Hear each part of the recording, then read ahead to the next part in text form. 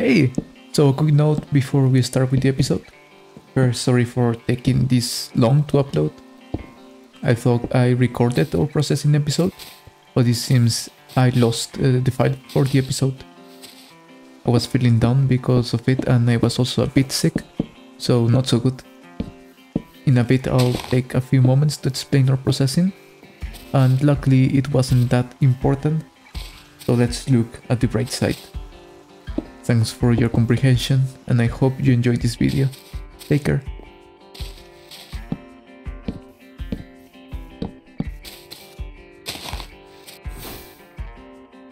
Hey! Good morning, good afternoon, good evening to everyone. This is your future fairy potato, JustAPotato, and welcome to another video of Enigmatica 9 Expert. And we are here outside in the Enigmatic garden, as you could have seen in the intro, or before the intro. This is the intro. As you can see before the intro, I kind of made this path finally. I've decorated this. I think it looks way better. And of course I have to say sorry, because I lost all of the footage for our processing, as I already mentioned on during the first seconds. But the good thing is that our processing is working, so, and I suppose like after this introduction I will put a small footage explaining our processing and a small flowchart of how our processing works. So yes, not everything is bad at all. Ooh. Welcome to a gameplay of Affinity Designer 2. I'm just joking. This is quite a quick flowchart or kind of mental map of all the stuff of our processing in Enigmatica 9 Expert. It's not the whole complete or processing that can be done in this modpack, but rather is just like this first starter, right? That we're going to use right now. So of course, the first thing we have to take into consideration is that we need to crush the ores. And for each ore that we crush, we get 3 outputs. One primary output, that is 100% chance of getting it.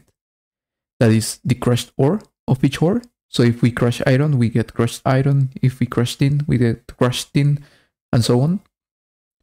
Then we get a secondary output, which is a chance output. I think it's a 50% of getting it, or something like that, in this immersive engineering crusher. So for example, if we crush iron, we will be getting also a 50% chance of getting crushed tin. If we crush tin, we have a 50% chance of getting quartz. If we crush silver, we have a 50% chance of getting crushed lead, and so on. And finally, we get a 1 ore pack output, which is also a chance output.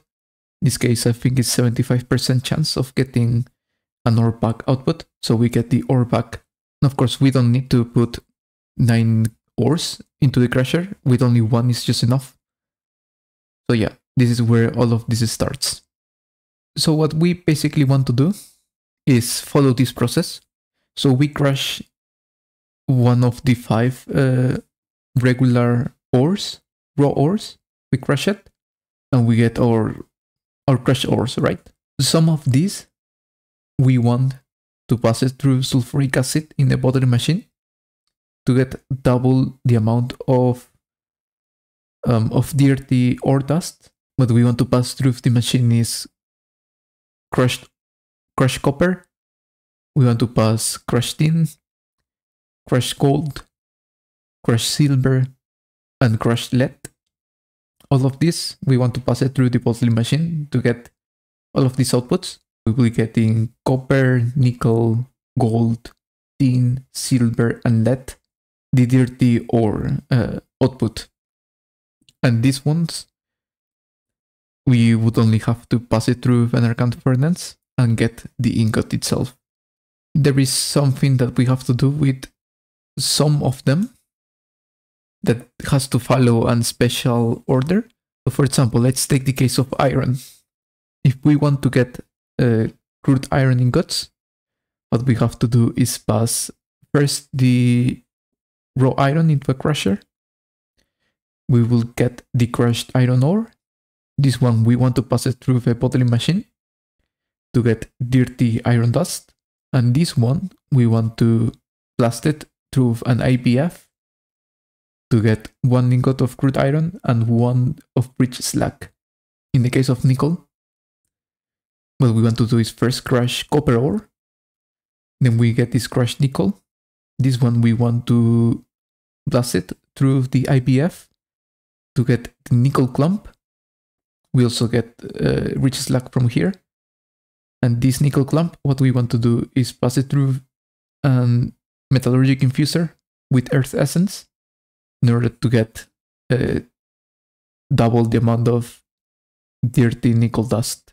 And finally, in the case of osmium, remember that when we put either nickel or iron in an IBF, we get rich slag. This rich slag, we wanted to pass it through redstone acid in a bottling machine. And we get these byproducts. We get four items of skystone dust, 1 clump of 1 clump of silver, and 1 clump of osmium. This osmium, we want to pass it through a metallurgic infuser to get dirty osmium dust. And of course, all of this nickel and osmium, we have to pass it through an argon furnace in order to get the ingot itself. And this is what we are using. However, in the case of iron, this dirty iron dust, we have to pass it through an IPF to get crude iron. And then this crude iron, that is what we are storing, we can pass it through a metallurgic infuser with either air essence or fire essence in order to get iron ingots or steel ingot. And for now, this is the path that we are following. In the future, we will be able to add 1 extra step that will allow us to triple the amount of ingots that we can get from this dirty dust, making it at the end a times 5 or times 6 amount of output that we get from a single raw ore. But for now, we are a very long distance from that. So basically, the way this works, so we add some raw ore into our ender ocular, and this will start all of the process. The first thing it will do is crush the copper. Then it will send it up in here in this bottling machine, and this vacuumulator will grab it up. And finally, it will be cooked in these argon furnaces. However, there is also some other byproducts that will go into these IPFs. Let's see if we can see some nickel here. Yes, here's some nickel, and this clump will go into this basic infusing factory. And here we can see some osmium coming, which comes from the rich slag, which is processed here in this bottling machine, as you can see. There's it. And at the end, of course, everything is blast furnace in this argon furnace. So this pretty much works very fine. It's such a good thing that this finally works. Here upstairs, I moved the sulfuric acid line and the mixer with redstone acid. So for this episode, I want to do a bunch of everything. As you could remember, we had 5 signs here, in which we had 5 different objectives that we wanted to do during these few episodes. Everything related to improving our infrastructure and related stuff. And we completed component production, better source generation, and ore processing. Those 3 are done, and now we have only 2 left. We have to work into an ME network and other small improvements. After processing, I was thinking of doing the ME network, but I kind of changed of mind because losing all of the footage and actually all the ore processing, making it was a bit stressful because of some problems I had. So I just want to chill for now before getting into the next stressful part that will be ME systems, and I want to focus on other small improvements. And one of those small improvements are decorating the base. And as you can see, I already done these paths.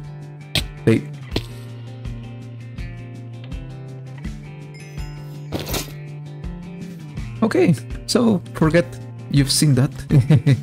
Nothing happened. So yeah, doing these paths was one of the things I wanted to do for these small improvements. There's still a lot of detailing to do, but I'm going to leave it for another time. What I want to do is a little bit of everything, but let's start with everything, and I think we can start with Arsenal Crushing Glyph.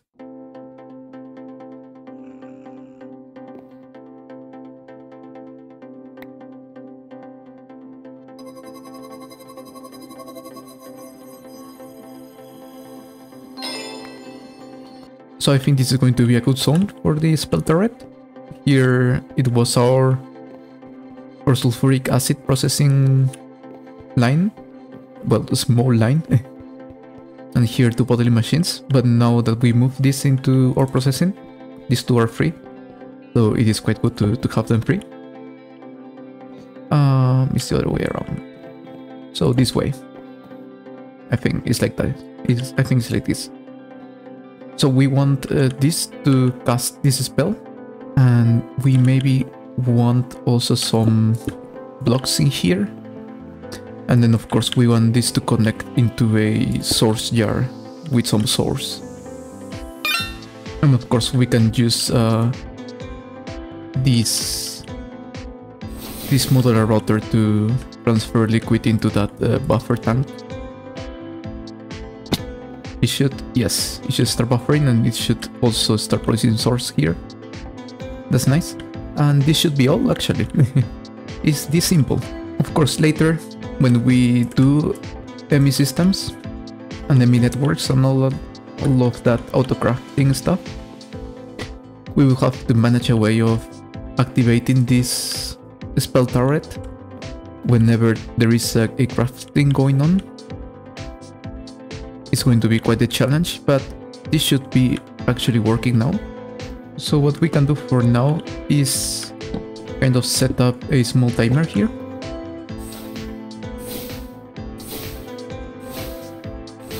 Like this. And we can put also a chute here maybe. And a chest here.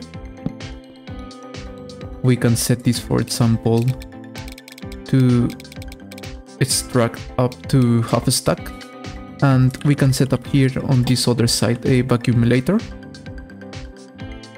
with a chest here and a omnidirectional hopper, and we can filter this. And we can just put on an allow list compressed stone, spellbinding bar, rainbow dye, and fluids dust. These are the 4 items that we will be using the most for now. And everything should be done and fully working. So what we can do is put a lever here for now to turn this one on and off. And we can put all of our items here. And we can just start all of this.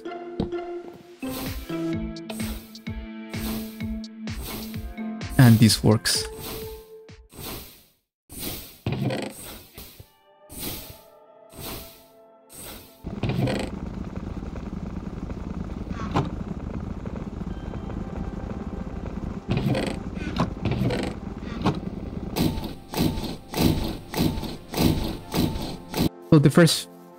So we are going to start now with our railways system. And I want to start first with setting up all the railing and stuff, because the redstone part I want to make it a bit more complex. Not as complex as one might think, but just a little bit more complex, because now it is extended the pathways that these railways will follow. And yes, I will have to make it a bit more complex, just a bit.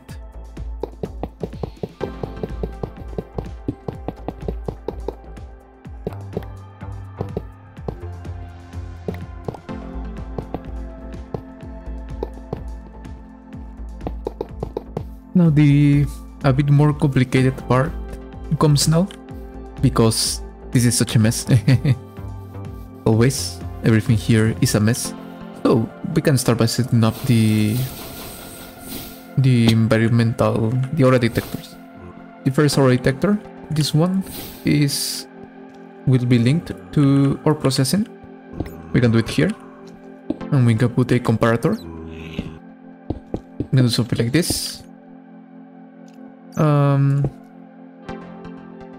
Yes, if this is open, if this is how to say it, if this is unpowered, what we can put here is it comes from here, so we have to set it up here, do something like this, and we can also reverse the signal in here. We can do something like this, something weird, and we can reverse the signal in that side. So we can reverse the signal here. Let's change this a bit, and we only have to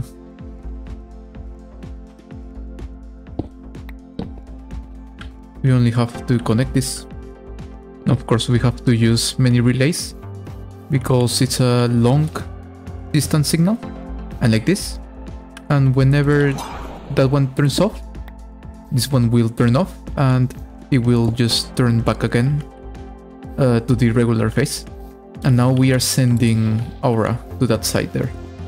Now this one is going to be a bit different, because there are 3 points we want to make sure to read aura detection. We might want to read one around this zone here, one around this zone here, and one more around this zone here.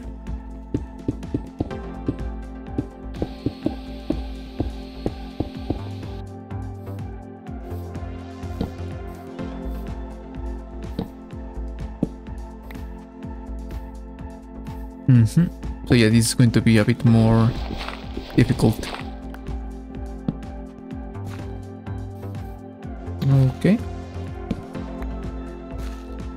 Okay, that will work. I'll have to do something with this. So something like this should work, probably.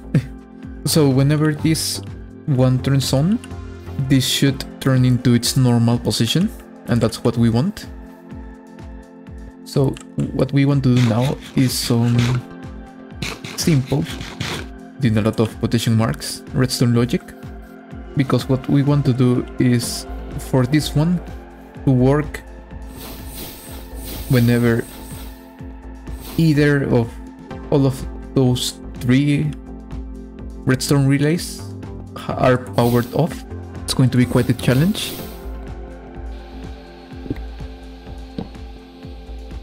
So in this case, what we want to do is send a redstone signal when we need aura and send the card to the zone. For that, we need to do a 2-fold signal reverse, once on the aura detection and once on the main rail loop.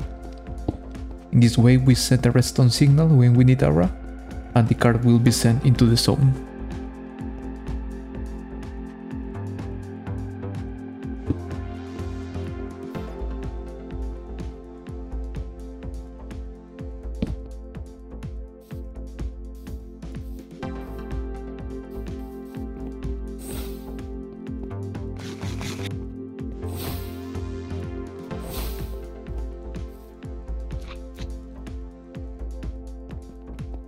Not only that, we also need to manage to balance the amount of aura spread throughout the zone. So we need to collect or deposit some excess aura on our way in, and deposit or collect some aura around on our way back as well.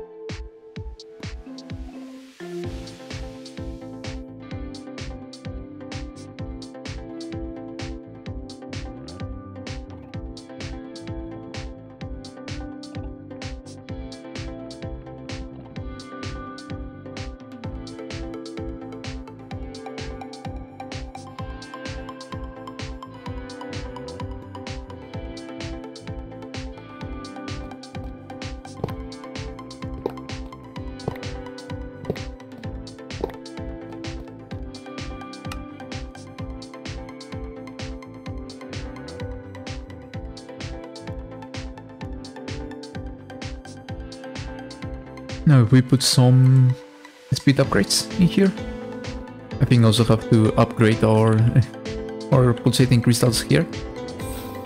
But with this and these Niotic energizing rods, we should be able to do crafts a bit more quick. Let's see. Okay.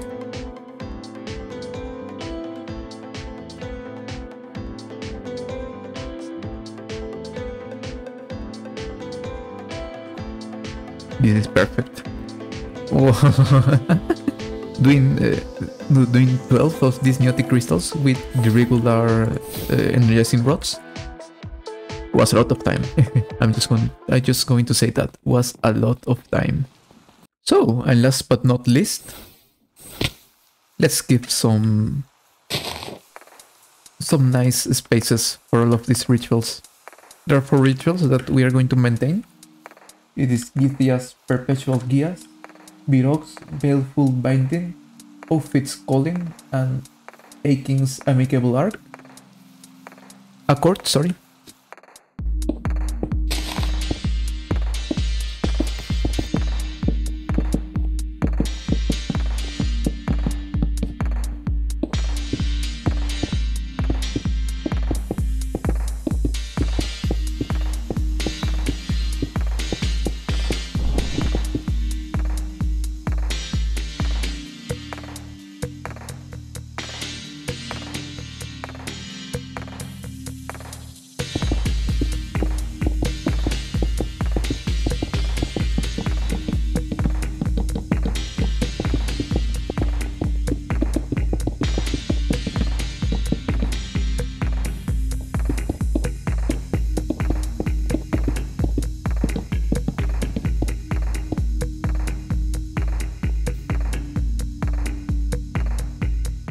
So I hope you like that small construction time. I pretty much like how all of this ended up. It seems pretty cool. I also like the colors I used, and also the different heights of each zone. So each zone is one different ritual. 2 of them, or maybe 3. No, only 2 of them we are building right now, and these other 2 here are reserved for another time. So we are going to build other kind of rituals. But let's start with these 2 rituals. In here we'll have Githia's Perpetual Gias. This is the one we use for summoning blazes, basalts, and those kinds of mod. And we also use this to create Eldritch engines. The next one here will be Virog's Baleful Binding. This is the ritual we use to summon some gates. For example, the one with the death books, and the one we summon the wither skeletons. Now we had 2 or 3 extra rituals, but we weren't really using it that much, so that's why I didn't decide I decided to not build one of the small zones for those 2 rituals, including the Amicable Accord. I thought I would build one, but yeah, then I thought and I said no, too much. This one here is for this Escatrina's Monstrous Compulsion. This is another tier of ritual to summon gates that we will be using it, so that's why I already have it pre-built. And this one, quite small, is for both Abra's Open Conjure and Abra's Conjure. This will allow us to summon Afrits, to get Afrit Essence and get also bound Afrits. But that's for another episode, not today. I really like how the rituals ended up. And in the minimap they also look quite nice. And in general, all the base in the minimap, the outside base, looks pretty much nice. I like it. I like how it is taking shape. Oh, and the last thing I wanted to craft is this Lamp of Sanctuary. This will prevent mob spawns. So I think something like this will be enough. It says it has a range of 48 blocks. So when provided with redstone, I suppose that only doing something like this will be enough. 1, somewhere here. So for example, here, one here. I need to fix this small hole, so we can put one here maybe. We can put one here. We can put one here in our processing. And we can also put one around this zone.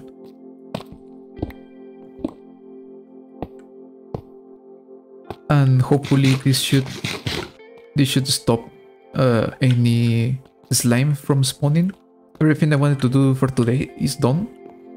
So I want to show you also how much resources we got from our processing right now.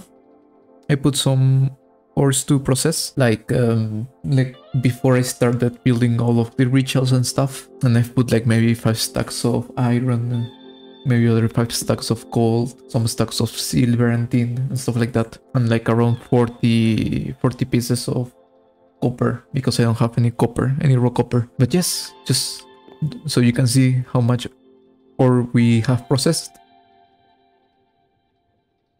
We got like almost 5,000 of tin, 3,000 of quartz, 2,500 of gold, 900 and something of nickel, 2,500 of copper, 315 osmium, that's too much, 2,000 ingots of crude iron, too much stuff. Now of course the iron I have to process it to get either regular iron or steel ingots. I'll maybe do like 500 of iron and 500 of steel.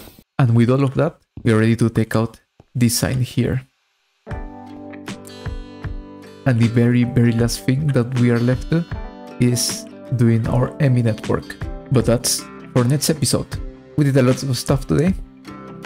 Again, I'm sorry I lost all the footage for our processing. Not that I see it on retrospective. It really, I don't know, I feel that what I recorded for our processing wasn't really that interesting. So I don't think it's that much of a loss. I think with the small explanation I made on the beginning of the episode will be just enough for you to understand how this ore processing works. With all of the changes, both useful changes and some more kind of aesthetic changes, is going to be more than enough for now. The next thing to focus will be setting up an AA system. That's going to be quite a challenge. I might take 2 or 3 days even, or maybe 4 or 5 to finish all of the stuff I want to do. I might separate it into different episodes. So one for installing the EMI network all around the base, and the second one to setting up auto crafting and that sort of stuff, because I think it's going to be quite expensive also. I'm not gonna lie, and we're going to need a lot. And actually it is getting time to upgrade and get the EMI system going, because craftings are getting quite complicated, and batch crafting is not something I really want to do for a lot of time. But anyway, that's for next episode. If you are still here, I hope you enjoyed this episode, and as always, I hope you have a better day, because it can always be better. Again, for the 3rd time, I'm sorry for our processing loss of the footage, but here's a new episode. I'm sorry I took this much time to upload again, and I will see you next time with AE2. Bye.